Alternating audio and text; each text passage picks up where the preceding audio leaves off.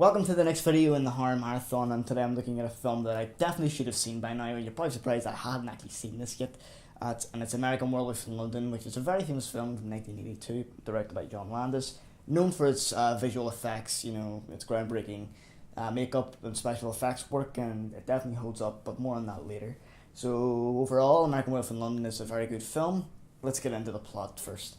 So David and Jack are two American students that are touring Britain, and they come across a rural village, and after visiting an unwelcoming pub, a very, very strange pub, they wander into the night only to be attacked by a beast, and from there stems the film. I'll not spoil too much. So the film is famous for its effects, but first I want to talk about the characters and the acting. I thought the acting was goofy at first, and at times, I just couldn't take it seriously, but then, once the film settles in, you realise this is kind of a black comedy, and it's not to be taken too seriously, and I kind of like the spirit it has, because it kind of captures the essence of the old Universal horror films, especially like the Wolfman, for example, or Frankenstein, the old Universal horror films from the 30s and 40s, but, it's kind of making it both more terrifying, but in a light-hearted way, which is it's very hard to describe. It doesn't take itself too seriously, which is good, and overall, it is pretty much a dark comedy with a morbid sense of humour, and it still has some very shocking and pretty scary moments. David and Jack are the most stereotypical American travellers I've seen in film. They're just pure stereotypes. They come in, stick out like a sore thumb, coming into Britain in their big backpacks and their big thick coats.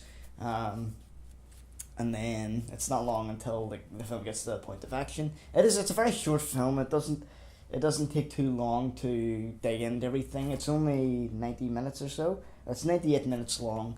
The film doesn't fuck about it. It just gets straight into the story. And that was one good thing about it.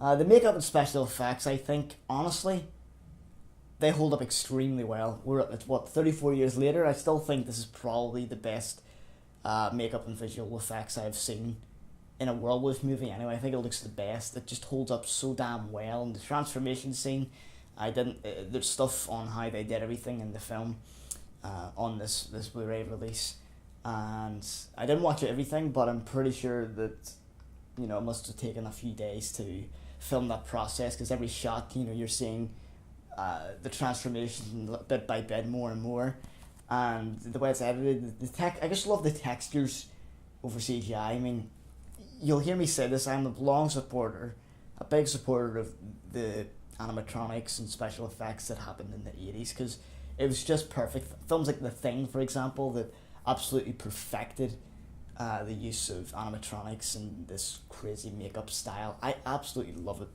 It doesn't necessarily look extremely convincing or real, but it has such a horrific, otherworldly texture to it.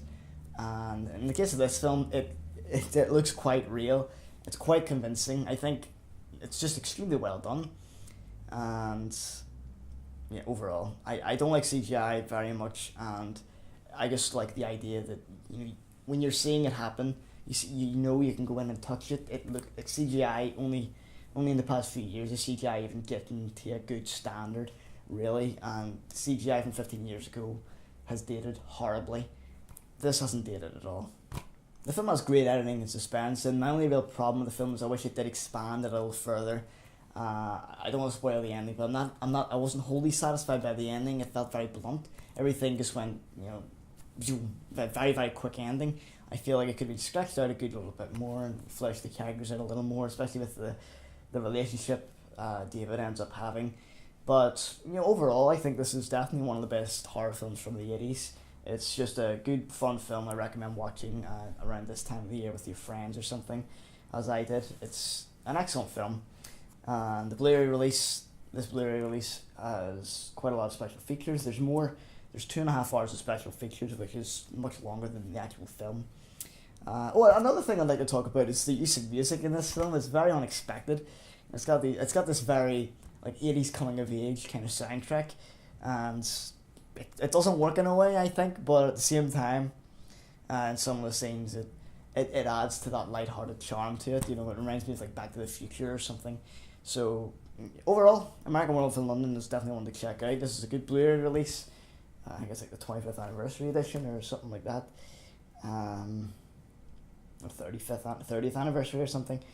But this is a good release. If you're going to watch it, I recommend this release if you're from the UK. I'm sure the US release is pretty much similar. Overall, very good film. Very glad to get watching it. That's it this time, everybody. Stay tuned for the next video, which will be up tomorrow or the day after. And I'll see you then.